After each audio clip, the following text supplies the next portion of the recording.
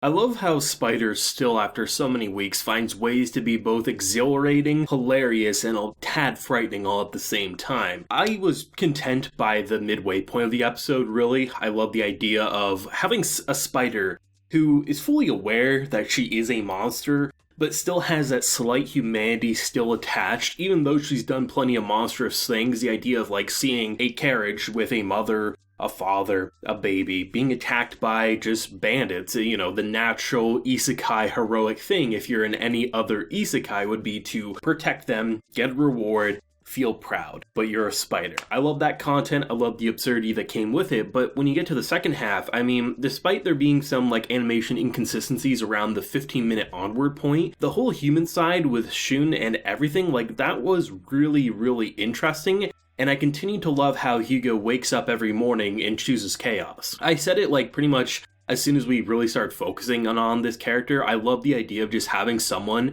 who is pissed off and decides to be an asshole and choose chaos over anything else. And seeing how he was pretty good in his original life, he was talented, he had a lot of things going for him, born into a world where things were being handed to him on a silver platter. It just makes for a really compelling antagonist role and makes him into just a really hateable but lovable villain, because you love to hate Hugo, but without Hugo, how much more boring would this show really be? He's the type of character who I truly feel like will eventually actually get his head cut off because he's gonna, try to overstep his boundaries. Maybe he'll piss off the Demon Lord there. There's a lot of ways for Hugo to really just step on a landmine and there's no navigating around it. But I still love having him just absolutely destroy everything and act like the most ridiculous villain ever, as he also kind of gets his ass handed to him without much struggle. Shun literally knocks him in the face, and I was like, you know what, this feels like very night and day to that forest fight. I just really think this is an episode that once again highlights why both sides of the story are needed, both the spider and obviously the human. And hopefully after this episode, there will be no more speculation or kind of denial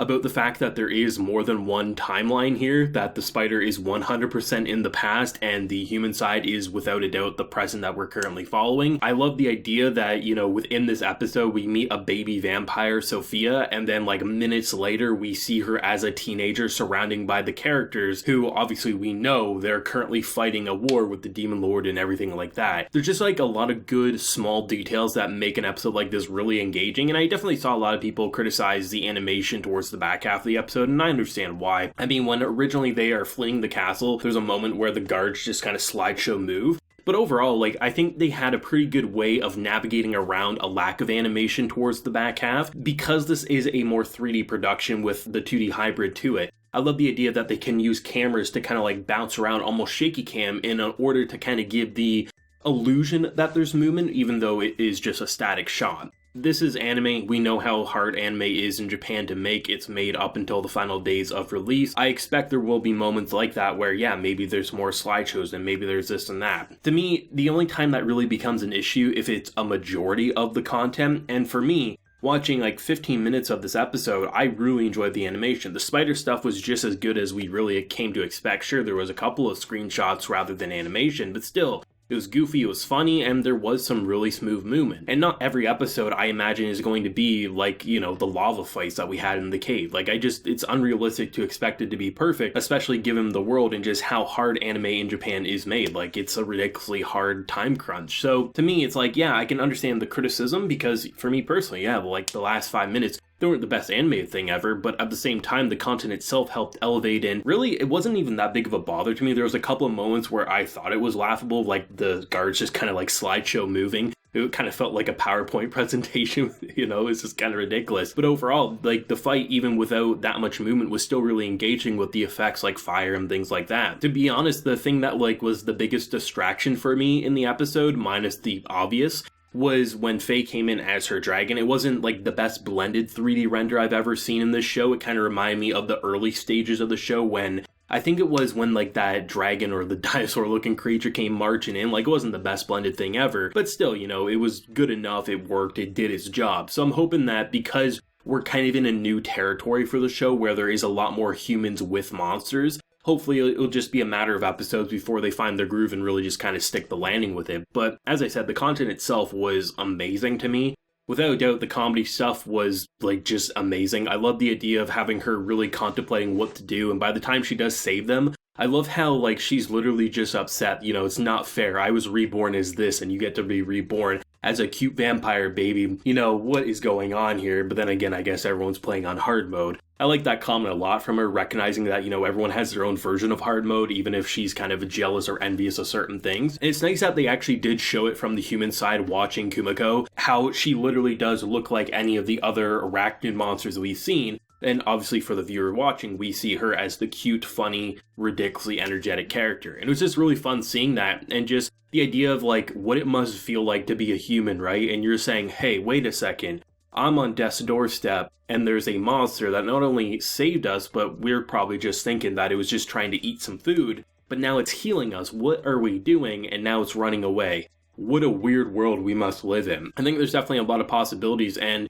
without a doubt, I'm really interested to see, like, obviously where the evolutions and stuff will go for our girl, but also, like, where probably her relationship with Sophia will go, because I imagine that's going to be a pretty relevant thing. I really enjoyed also the human side with the whole betrayal. I didn't actually see brainwashing coming. I thought it was either A, she was just gonna straight up betray him for some reason, or two, there was like, hey, you have to do this, otherwise we'll kill your brother. But the idea of like brainwashing magic just kind of screwing over everyone, like our boy, I've seen some mixture of opinions on this character, Hsieh. For me personally, he's not the most interesting character out of all the human characters, but I think he serves the role of like a hero who's kind of in a shitty situation, but also clearly has a ridiculous amount of power. At first, the revival part was a little off guard for me. I was like, okay, you killed a character, I think the death would serve a good emotional purpose, and then he somehow used some hero magic and brought her back. It came from nowhere, seemingly, but at the same time, when we think about it, if the humans are going to have any shot at truly defeating the Demon Lord and her army,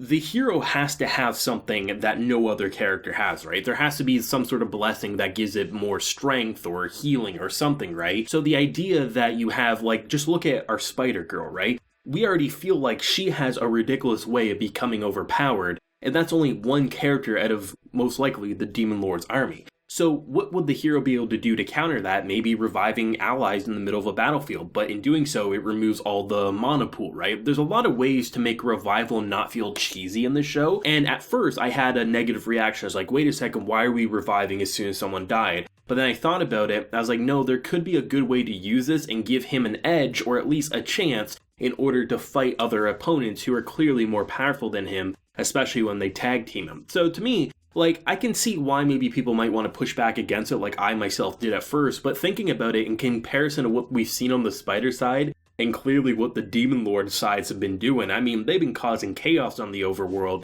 You probably need to have your hero be a little ridiculously overpowered as well, and maybe the more he comes into terms with his power, the more ridiculous he'll be. Though I will say, the thing that I really like about Hsieh and his dynamic is there's at least one brother who's actually a bro to him, who's not, you know, upset about not having to give up the throne and things like that. No, like, he's legit, like, ready to die for his bro, and I like that dynamic. Even if Hsieh's, like, not my most personal favorite character in the show, I like seeing good family and friend dynamics, and I think, honestly, they've done a pretty good job with that, especially considering that they're realizing that some of their former classmates are, you know, vampires on the enemy side. To me, it just felt like it was a very eventful episode, and while the production may not have kind of kept up with it 100%, the show is a very interesting production where, you know, it's going to have ups and downs, and it's going to be a learning process for the studio with how they have to blend certain things. Like, we noticed it in the early stages where it was good 3D, but as they progressed throughout the cave, they became more and more comfortable with how to use monster animation with this 3D movements. And obviously, sometimes because they're going to focus more on the more heavy animation sides, like monsters fighting, they'll have to sacrifice maybe some of the human animation.